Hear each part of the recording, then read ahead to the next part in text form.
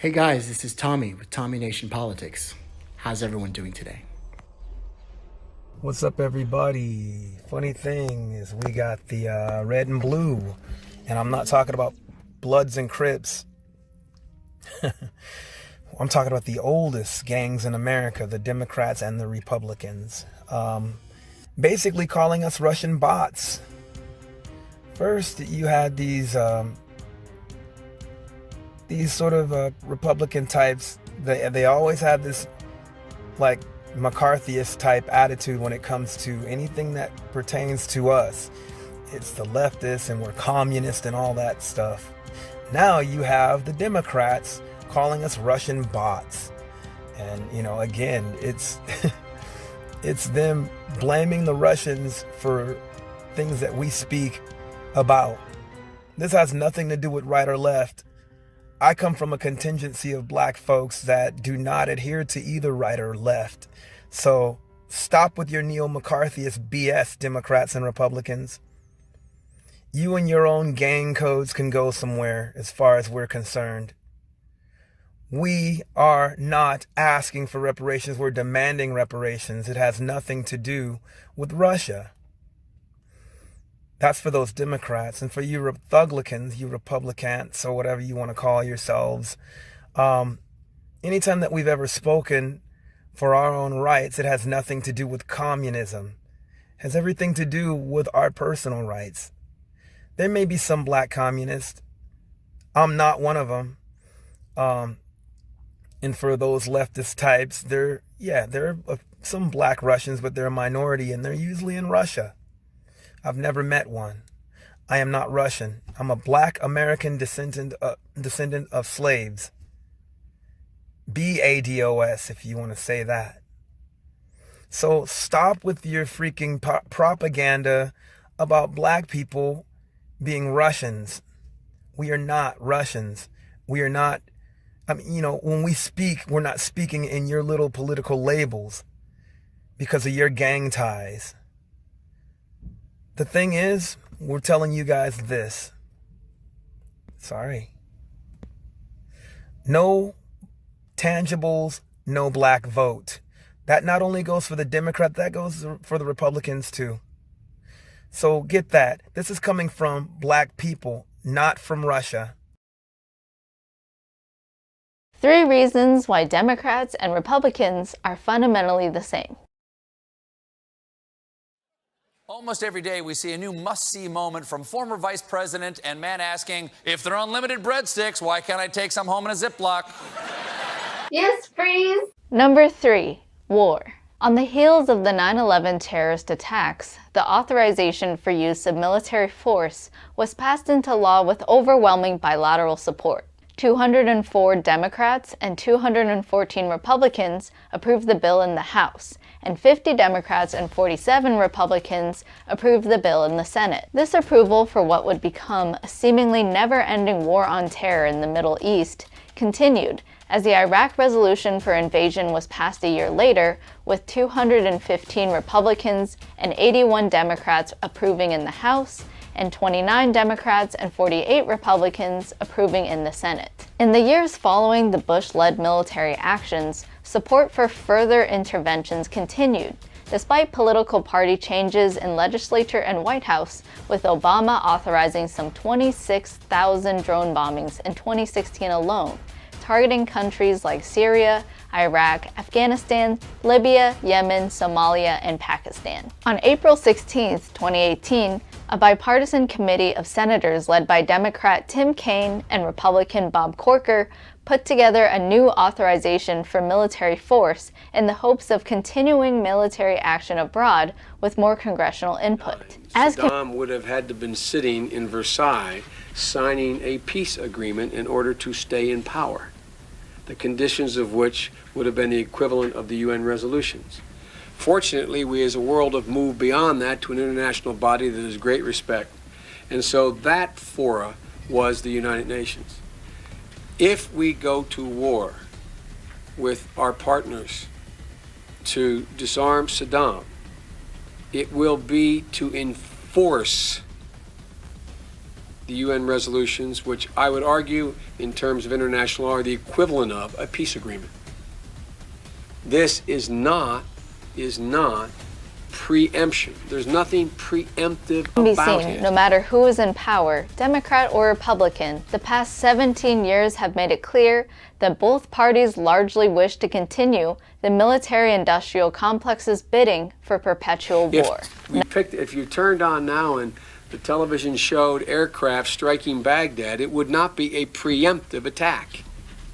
There's nothing preemptive about it. It's an enforcement. One of the problems I've found as I've spoken in the last week or so with world leaders, heads of state, foreign ministers, and their counterparts, and I had the opportunity to do that extensively for 5 days in Davos, or 4 days in Davos. Number 2, spending and debt. The national debt has continually grown, whether there was a Democrat or Republican majority, because those in power continue to recklessly spend beyond their stolen means. Ronald Reagan approved a $1.8 trillion addition to the national debt. Bill Clinton approved a $1.3 trillion increase. George W. Bush approved $5.8 trillion, the largest increase in history at that time. Barack Obama approved an $8.5 trillion addition, nearly surpassing all other increases combined. And finally, as projected in the fiscal year 2019 budget, Trump will approve some $4.7 trillion in additional debt, a 29% increase from the $20 trillion in total debt from Obama's last budget in 2017. One of the things that confuses and allows those who don't want to step up to the ball and meet their obligation is when some in the administration have said, we have a new doctrine of preemption. And so it allows those who want to drag their feet in doing what they know must be done to say, oh, we're not going to be involved in preemption. That's a new doctrine that changed the Treaty of Westphalia of, I think, 1648 or whatever the year was. That's, we get into all of that. It obfuscates the central point.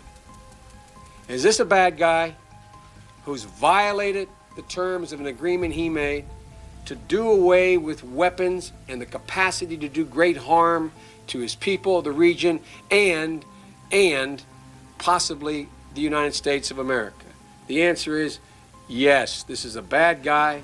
This is the guy who's violated the terms of a peace agreement. This is the guy who continues to do it. This guy has a record of demonstrating he will use those weapons.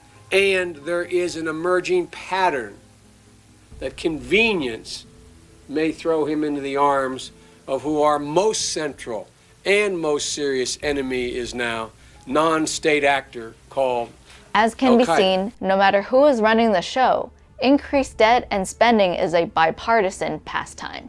Number 1, erosion of fundamental rights under the guise of national security. One thing has been especially clear since 9/11. Both Democrats and Republicans are all too willing to trade individual liberty in the name of security theater. The high emotions of the 9/11 terrorist attacks created the perfect backdrop for Republicans and Democrats alike to create a police state where the Fourth Amendment would be largely scrapped under national security protocol.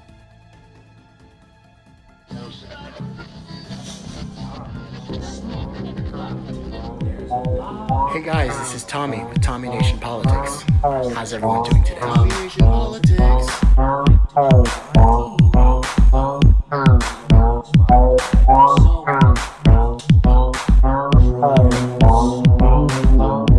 Well, an old video from 2017 went viral this weekend, and in the video, Biden tells a story from his youth when he was the only white lifeguard at a predominantly black Delaware pool. Make sense? Corn Pop was a bad dude, and he ran a bunch of bad boys.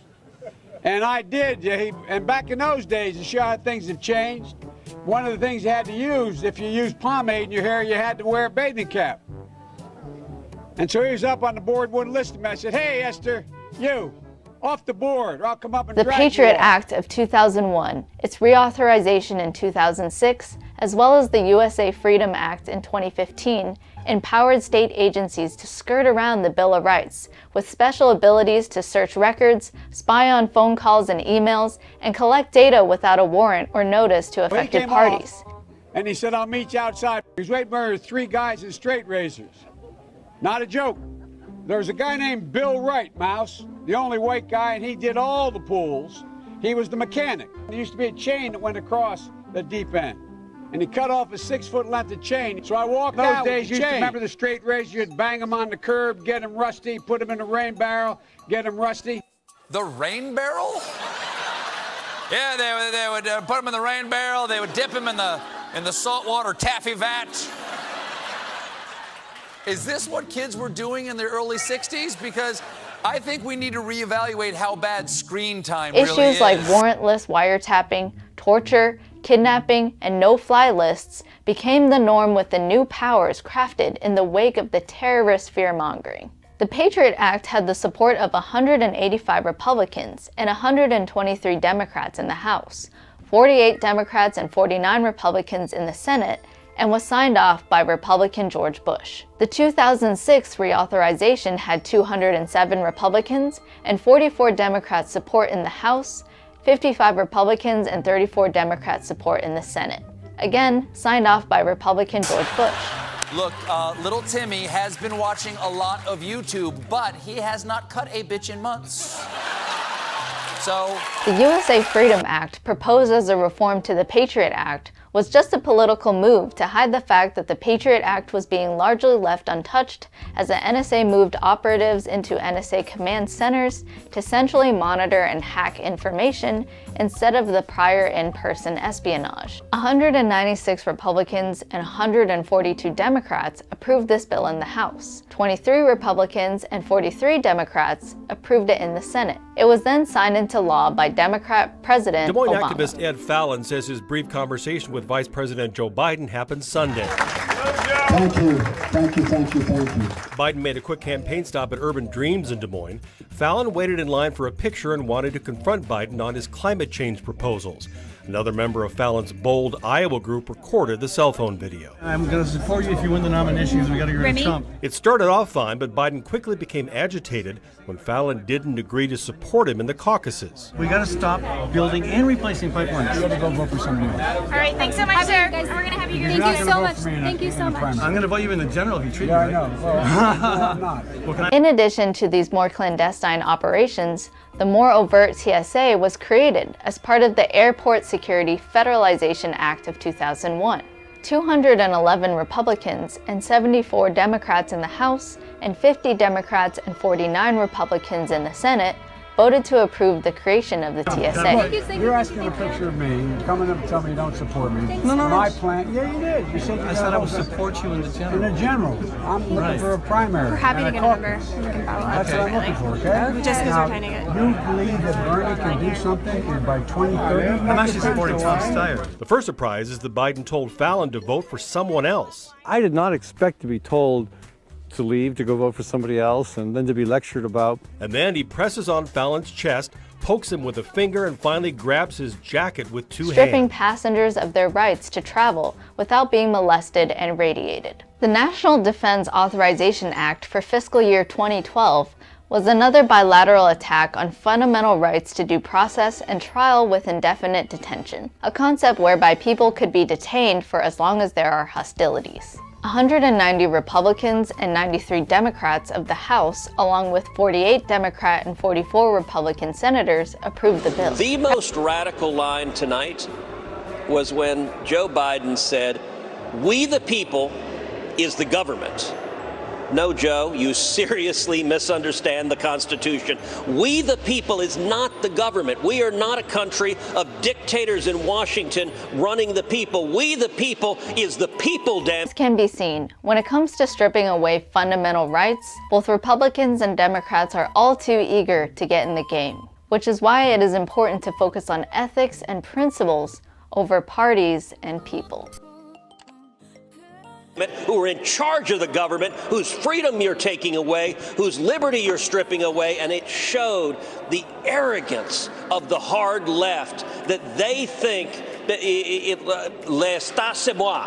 He is the state, is what he said, and he's we the people. I mean, holy cow, that was radical, and that's where today's Democrats are. Big money, big guns. Well, it doesn't really matter who gets the ticket because anybody could be a better president than President Bush at this point. And let's focus on just a Democrat winning in 2008 and put aside everything. But that's not the question. I said, who would, if you had to pick somebody? I'm sorry, what? If you had to pick somebody, who would you pick?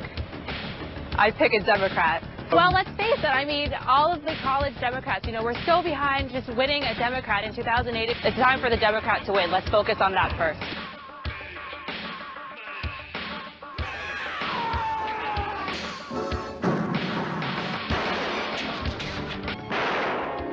But I also got to say this. I think that the Democrats have an opportunity right now to come forward and seize this opportunity. But I think so many of them are concerned about getting votes that they're trying to see which way it's going to go before they come out and take a political stand. They're all trying to reinvent themselves. They have any core. And it's not George Consent for the 1%. This is like George W. Bush running in 2000 for a more Democrats they need to be gangsters. Gangsters. Better stop playing the game. Fake news. The game ends. As I walk through the valley of the shadow of death, I take a look at my life and realize there's nothing left. Cause I've been hustling and grinding so long that even all the things that my mind is gone. But I ain't never met a man who didn't deserve it. Think of myself, get no less unheard of. Watch out, and when you're walking, when your homies might be lying in truck. I really hate to trip, but I gotta look as they cross to myself in the pistol smoke. And you homie wanna be like on my knees in the night. It's a gangster's paradise. We've been spending most our lives living in a gangster's paradise. We've been spending most our lives living in a gangster's paradise. Been spending most our lives living in a gangster's paradise. Been spending most our lives in a gangster's paradise. Look at the situation they got me facing. I can't live a normal life. Got my prayers in the street life. I gotta smoke on a daily basis. Addicted to conventional, out of my stasis. Universal health care, living wage. Plus values, life is a stage. And the Democrats Republicans are messing around. Nothing is ever gonna get off the ground. Tell me what I got time for. Helpless, all the rich now.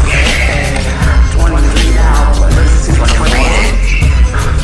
I'm trying. Tell me why are we so blind to see that the ones we hurt are you and me.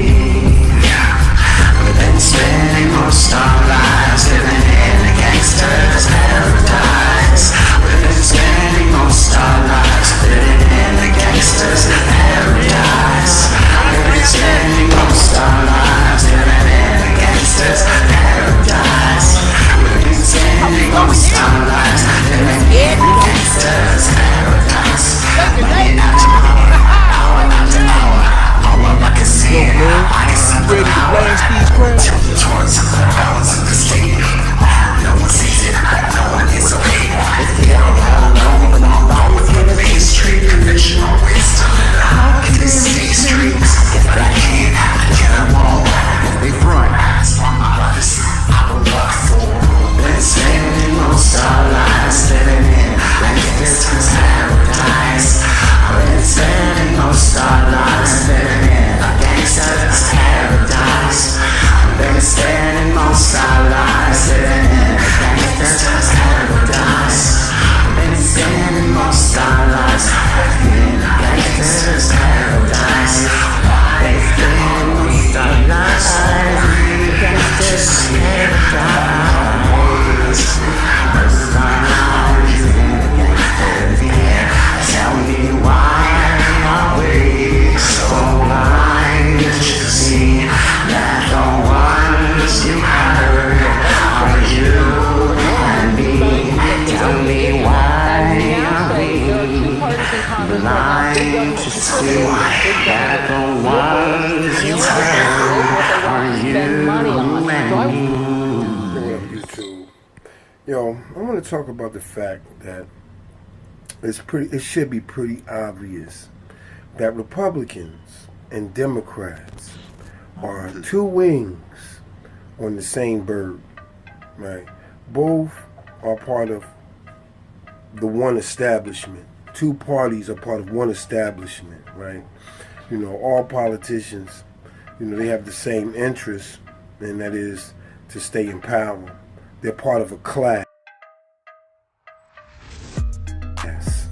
right? That's one of the isms that we practice in this country. Racism is classism, right? It's levels to the ways in which we discriminate against people here, right? One way is classism, and politicians, you know, they make the same type of money, right? And they stay in the same type of neighborhoods, and a lot of times they come from the same type of pampered backgrounds, and you know, they run in the same circles. And to them, all of us that are not one of them are others, right? Are others. And like I said, man, they're all part of a pampered class of people. And that's why you always hear some politician stepping up to tell you, you know, so he can fake like you can relate to him. You know, my father, he worked 2 jobs. My mother, we all slept in the same bed. You know, and a lot of times, man, this is just fabricated BS. You know, I remember, what's the guy's name, Paul Ryan. He had some wild story about my mother, and I forget what it was, but this guy fabricated a hardship story. And what's crazy is, I can't remember the details of it, but it was actually true on its face, right? I think he may have lost his dad and his mother was a single mom, but you know, like, he was well taken care of, okay? He's far from a hardship case in life, but he tried to present himself as being from a working class, because all of these guys are actors, right? And they know that the rest of us are not from the pampered circles that they're from, right? So they have to fake like, you know, they're akin to us. Like Cory Booker is a great example. Cory Booker is from a gated community in a place called Harrington Park, New Jersey. Right? Exclusive, right?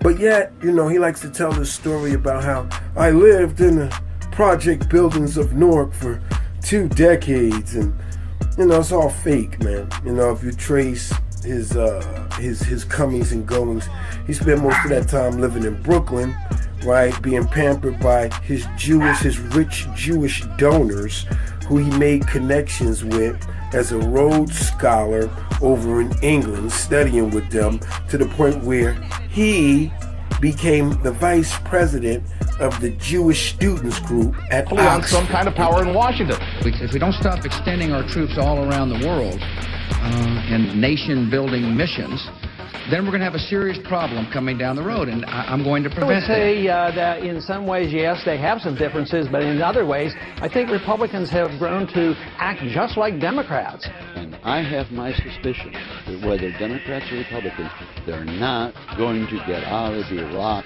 even after the election. I don't care who's elected. It's a hard, cold truth that a lot of these other guys are not willing to admit to. You know what I mean? And, you know, now that she has, you know, won in the opinion of the people, right? I looked at some of these people that are supposed to be what they call progressives within the Democratic Party. People that support Bernie Sanders and Elizabeth Warren. You know, people that are not supposed to be moderate or your average Democrat, right? They're supposed to go hard with their liberalism, Bernie Sanders and Elizabeth Warren. Well, listen, man, what is being proven now is that them and the people that follow them, they're fake and they're part of the establishment, right? They are Trump light, Trump 2.0. That's all they are. It's the same exact soda in a different can, right? You know, one can says cola, the other one says Pepsi, the other one says Pepsi Cola. Joe Biden is very serious about being probably the most pro-labor president we have ever had.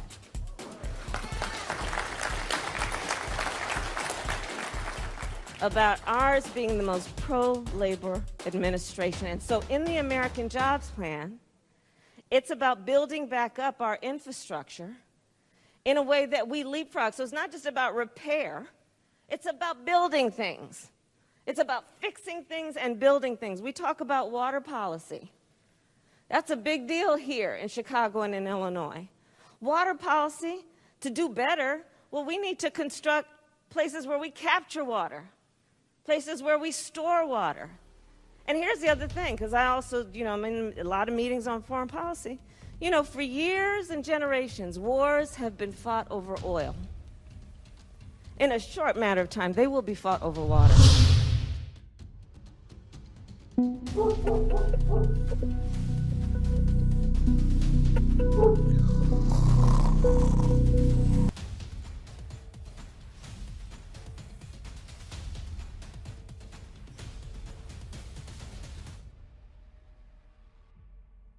It is different because, no, it's not different. I just want to know what you suggest, because back then, when I was in your position, I was suggesting we bomb Belgrade. I was suggesting that we send American pilots in and blow up all the bridges on the Drina. I was suggesting we take out his oil supplies. I was suggesting very specific action. And isn't it interesting that we didn't have to go that far to begin the solution in Bosnia? Isn't it interesting that about 200,000 people were killed in the meantime by the time they did it? Yes. Why, some of you ask, have I been so relentless on Serbia and Kostunica, who I do not trust? Why have I been so persistent in not providing aid for the people of Serbia, who are many good people? Why? Because until they look in their hearts, they can never cure themselves of the disease that they are the oppressed. And as long as they operate on that standard, this cycle will continue and continue and continue. So that's why, not for vengeance, but for release, I could make a compelling case before any jury in the world that you have every right, and the leaders here have every right, to seek retribution and let loose the dogs of war.